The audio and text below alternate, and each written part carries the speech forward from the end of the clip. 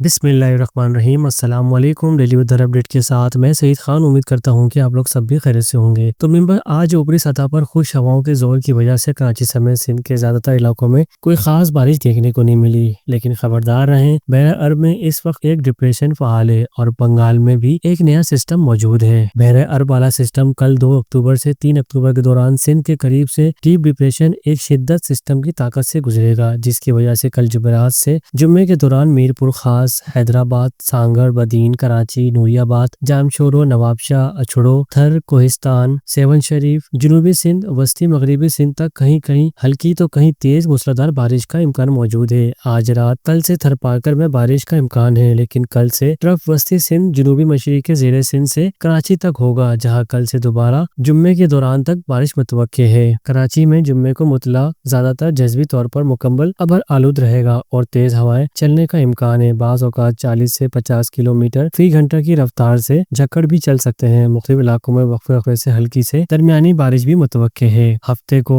کراچی کا موسم بطریق معمول پر آئے گا، مطلع صاف، جزوی طور پر ابر آلود رہے گا اور بوندا باندی کے کچھ امکانات موجود رہیں گے۔ ہمارا تجزیہ یہ بھی کہتا ہے کہ سسٹم بحر عرب سے واپس ہو کر 7 سے 10 اکتوبر کے دوران تھر پارکر، نگر پارکر، میرپور خاص، بدین اور سجاول میں بارش کا باعث بن سکتا ہے۔ اس لیے آپ لوگ محتاط رہیں اور موسمی اپڈیٹ پر نظر رکھیں، اور ہاں، ہمارا چینل ڈیلی ویدر اپڈیٹ 2.0 کو سبسکرائب کریں تاکہ آپ کو سب سے پہلے تازہ ترین موسمی خبریں ملیں اور آپ الرٹ رہیں۔ ملتے ہیں نیکسٹ ویڈیو میں، جب تک کہ دیجیے اجازت، اللہ حافظ۔